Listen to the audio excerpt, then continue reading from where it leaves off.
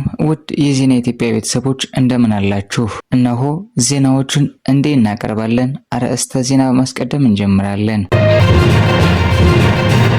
የእሳት አደጋ በአዲስ አበባ ከተማ ተከስቷል። አቶ ታዬ ደንደዓ 7 ዓመት ተፈረደባቸው። በካፋ ዞን ውስጥ በተለያዩ የወንብድና ወንጀሎች ሲፈለግ የነበረው ተጠርጣሪ ታይሰን በፖሊስ ቁጥጥር ስር መዋሉን የደቡብ ምዕራብ ኢትዮጵያ ሕዝቦች ክልል ፖሊስ ኮሚሽን አስታወቀ። ለግዙፏ ጨረቃ ተጨማሪ ድምቀት። የአውሮፓ ህብረት የሩሲያ ሀብቶችን ከወረሰ በምላሹ $190 ቢሊዮን ሊያጣ ይችላል። አነጋጋሪ የእግር ኳስ ዜና። በአዲስ አበባ ከተማ 25 የትራፊክ ፍሰት ችግር ያለባቸው መንገዶች፣ አደባባዮች፣ ተርሚናሎች እና መጋጠሚያዎች ተለዩ። ቁጥሮች ይናገራሉ። በአዲስ አበባ ከተማ 25 የትራፊክ ፍሰት ችግር ያለባቸው መንገዶች፣ አደባባዮች፣ ተርሚናሎች እና መጋጠሚያዎች ተለዩ። የአዲስ አበባ የትራፊክ ማኔጅመንት ባለስልጣን በከተማዋ የትራፊክ ፍሰት ችግር ባለባቸው 25 መንገዶች፣ አደባባዮች፣ ተርሚናሎች እና ማጋጠሚያዎች ላይ በትኩረት እየሰራ መሆኑን አስታውቋል። በከተማዋ በተለይም በስራ መግቢያና መውጫ ሰዓት የትራፊክ መጨናነቅ በሚታይባቸው ቦታዎች ላይ ፍሰትን መሰረት ያደረገ ስምሪት በመስጠት ጠንከር ያለ የማስተባበር ስራ እያከናወነ መሆኑን በባለስልጣን መስሪያ ቤቱ የትራፊክ ቁጥጥርና ኩነት አስተዳደር ዳይሬክቶሬት ዳይሬክተር አቶ አያሌው ኢቲሳ ለብስራት ሬዲዮ ተናግረዋል። የትራፊክ ፍሰት ችግር ያለባቸው ብለው ከተለያዩ አካባቢዎች መካከል በለሚኩራ ክፍለ ከተማ በተለምዶ 72 ሲኤምሲ መሪ ሳይት እና አያት መሪ፣ ባቀይ ቃሊቲ ቶታል ማደያ እስከ አደባባይና ከማሰልጠኛ አቦ መብራት እስከሚገኝበት ተገልጿል። በተጨማሪም በየካ ክፍለ ከተማ ከላምበረት እስከ ዲያስፖራ አደባባይና ከጉርድ ሾላ እስከ መገናኛ ተርሚናል፣ በኮልፌ ክፍለ ከተማ ከዘነበ ወርቅ እስከ ቶታልና ከካራ እስከ አየር ጤና፣ በቦሌ ክፍለ ከተማ ከቦሌ ሚካኤል እስከ ጊዮርጊስ መብራት፣ ከኤድናሞል አውራሪስ ጉላጉል 22 እና በሌሎችም አካባቢዎች የትራፊክ ፍሰቱን የማስተካከል ስራ ተጠናክሮ ቀጥሏል ብለዋል። በቀጣይ በጥናት ላይ በመመስረት የከተማዋን የትራፊክ እንቅስቃሴ ፍሰት የማስተካከል የሚያስችሉ የምህንድስና ማሻሻያ ስራዎች ተግባራዊ እንደሚያደርጉ ዳይሬክተሩ ለጣቢያችን ጨምረው ተናግረዋል። በካፋ ዞን ውስጥ በተለያዩ የወንብድና ወንጀሎች ሲፈለግ የነበረው ተጠርጣሪ ታይሰን በፖሊስ ቁጥጥር ስር መዋሉን የደቡብ ምዕራብ ኢትዮጵያ ሕዝቦች ክልል ፖሊስ ኮሚሽን አስታወቀ። የተጠርጣሪው መያዝ የሕግ የበላይነትን የሚያረጋግጥና በክልሉ ወንጀል ፈጽሞ መሰወር እንደማይችል ማሳያ መሆኑንም ተገልጿል። የደቡብ ምዕራብ ኢትዮጵያ ሕዝቦች ክልል ፖሊስ ኮሚሽን የወንጀልና የትራፊክ አደጋ ምርመራ ክፍል ኃላፊና ምክትል ኮሚሽነር ታከለ ታደሰ እንደገለጹት ተጠርጣሪው በቅጽል ስሙ ታይሰን ወይም በመደበኛ ስሙ አገኘው አሰፋ ኃይሌ የተለያዩ ወንጀሎችን በመፈጸም በፖሊስ ሲፈለግ እንደነበር ገልጸዋል። እንደ ምክትል ኮሚሽነር ታከለ ገለጻ ተጠርጣሪው በካፋ ዞን ጊምቦ ወረዳ የቢጦ ቀበሌ በተለምዶ 460 ተብሎ በሚጠራበት መስከረም 22 ቀን 2018 ዓ.ም በስፍራው ፍልጥ ለመጫን የገቡትን አሽከርካሪና ረዳቱን ያለ እኔ እውቅና ገብታችሁ አስጭናችኋል በሚል በታጠቀው ህገወጥ ሽጉጥ ረዳቱን በቀኝ ደረቱ ላይ አንድ ጊዜ ተኩሶ በመምታት ጉዳት አድርሶበት ከአካባቢው መሰወሩን ተናግረዋል። የክልሉ ፖሊስ ኮሚሽን ከፌዴራል ፖሊስ፣ ከብሔራዊ መረጃ ደህንነት፣ ከአዲስ አበባ ፖሊስ ጋር በተደረገው ክትትል በአዲስ አበባ ላፍቶ ክፍለ ከተማ ፖሊስ በቁጥጥር ስር መዋሉን አስረድተዋል። ተጠርጣሪው ከዚህ ቀደም በነፍስ ግድያ፣ በወንብድና ወንጀሎች ተከሶ 16 ዓመት ተፈርዶበት እንደነበር ፖሊስ በወንጀል ሪከርድ መዝገቡ ላይ ተመዝግቦ እንደሚገኝ ጨምረው አስረድተዋል።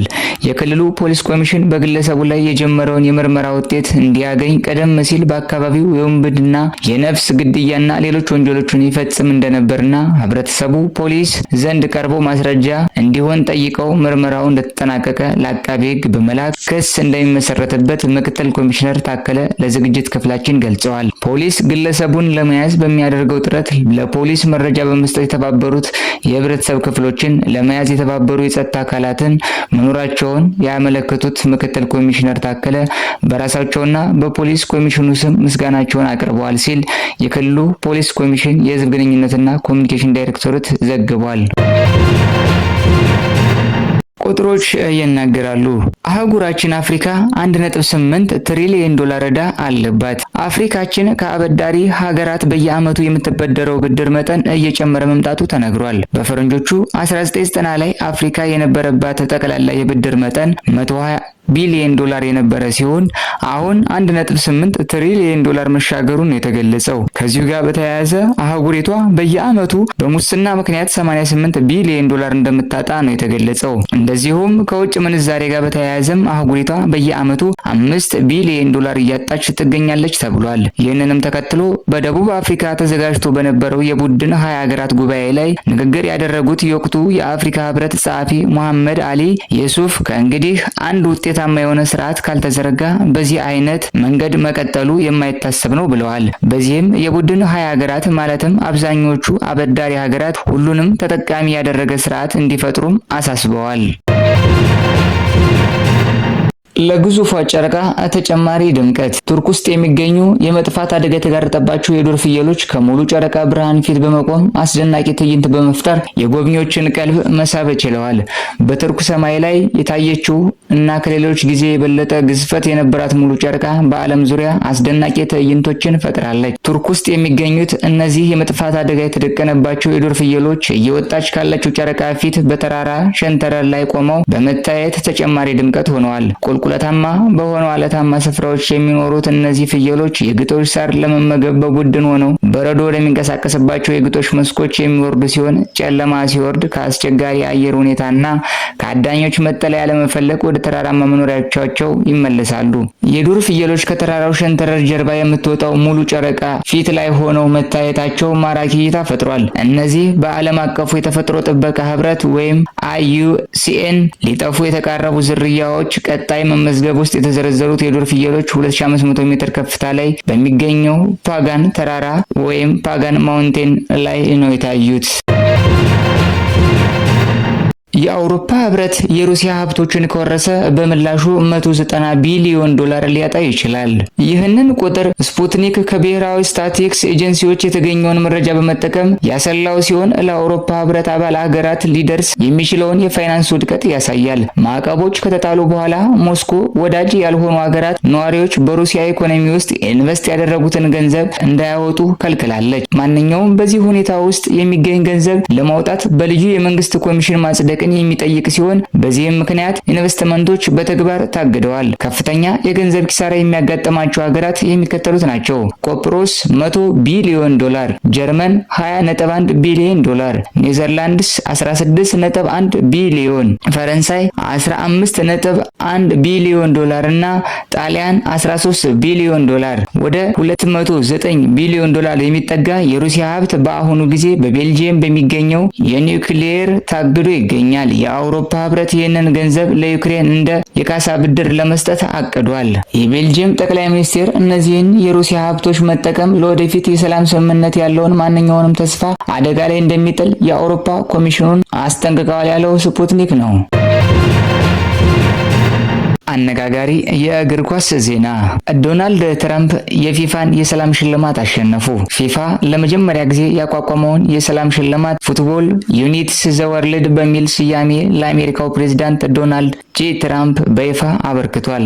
ሽልማቱ የተሰጠው በዋሽንግተን ዲሲ በሚገኘው የጆን ኤፍ ኬኔዲ የኪነ ጥበብ ማዕከል ውስጥ እየተካሄደው ባለው የ2026 የዓለም ዋንጫ ድልድል ወርልድ ካፕ ድራው ስነ ስርዓት ላይ ነው። ፊፋ ሽልማቱን የፈጠረው ወይም በህዳር 2025 ዓለም አቀፍ አንድነትና ሰላምን ባልተለመደ ጥረት ላስተዋወቁ ግለሰቦች እውቅና ለመስጠት ነው። ትራምፕ ሽልማቱን በተቀበሉበት ወቅት ንግግር እንዲያደርጉ ጊዜ ተሰጥቷቸዋል። ይህም ዓለም አቀፍ ስፖርትና ዲፕሎማሲ በአንድ መድረክ ላይ ሲገናኙ ከሚያሳዩ ብርቅ ጊዜያት አንዱ ሆኗል። የ2026 የዓለም ዋንጫን ዩናይትድ ስቴትስ፣ ካናዳ እና ሜክሲኮ በጋራ የሚያስተናግዱ ሲሆን የቡድኖች ቁጥርም ወደ 48 ከፍ ማለቱ ለዚህ ታሪካዊ ጊዜ ታላቅ መድረክ ሆኗል። ይህ እርምጃ ሰፊ ክርክርን የቀሰቀሰ ሲሆን ተቃዋሚዎች ሽልማቱ የተሰጠበት ሂደት ግልጽ አለመሆኑን በመጥቀስ ጥያቄ አንስተዋል። ይህም ስፖርትን ፖለቲካዊ ለማድረግ መሞከርና የሰላም ሽልማት በዚህ አይነት ሁኔታ መሰጠቱ የፊፋን ተአማኒነት አሳሳቢ አድርጓል የሚል ስጋት ፈጥሯል።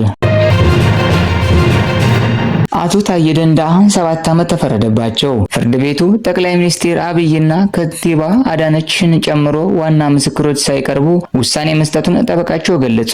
የፌዴራሉ ከፍተኛ ፍርድ ቤት ልደታ ምድብ ችሎት የቀድሞ የሰላም ሚኒስቴር ዴኤታ አቶ ታዬ ደንደአ በ7 ዓመት ከ2 ወር ጽኑ እስራትና በ5000 ብር መቀጮ እንዲቀጡ መወሰኑን ጠበቃቸው ገልጸዋል። የአቶ ታዬ ጠበቃ አቶ አበራ ንጉስ እንደተናገሩት ፍርድ ቤቱ ዛሬ ታህሳስ 26 2018 ዓ.ም በዋለው ችሎት የቅጣት ውሳኔውን ያስተላለፈባቸው ከዚህ ቀድሞ ጥፋተኛ በተባሉበት ፍቃድ የሌለው የጦር መሳሪያ ይዞ መገኘት በሚለው ክስ ነው። ጠበቃው 13 የቅጣት ማቅለያ ነጥቦችን አቅርበን ፍርድ ቤቱ ከእነዚህ ውስጥ 12ቱን ተቀብሏል ሲሉ ገልጸዋል። ዛሬ የተሰጠው የቅጣት የማቅለያ ክርክሮችን ከግምት ውስጥ በማስገባት መሆኑን ጨምረው ገልጸዋል።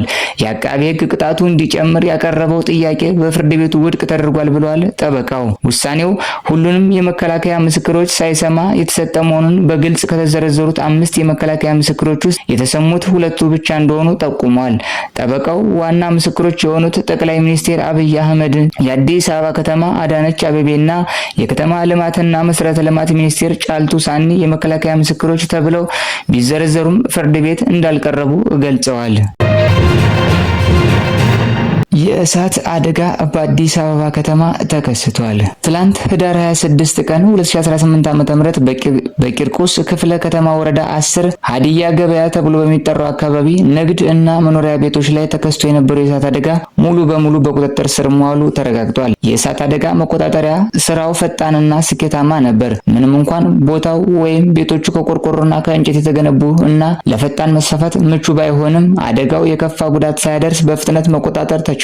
በሰዎች ላይ የደረሰ ምንም አይነት ጉዳት የለም። የእሳት አደጋው መንስኤ በፖሊስ የተጣራ ቢሆንም ኮሚሽኑ በተለይ በዚህ ሞቃታማና ነፋሻማ የአየር ንብረት ምክንያት ህብረተሰቡ የሚከተለውን እንዲያደርግ አሳስቧል። የእሳትና የኤሌክትሪክ ኃይል ምንጮችን ሲጠቀም ከወትሮ የተለየ ጥንቃቄ እንዲያደርግ ኮሚሽኑ አሳስቧል።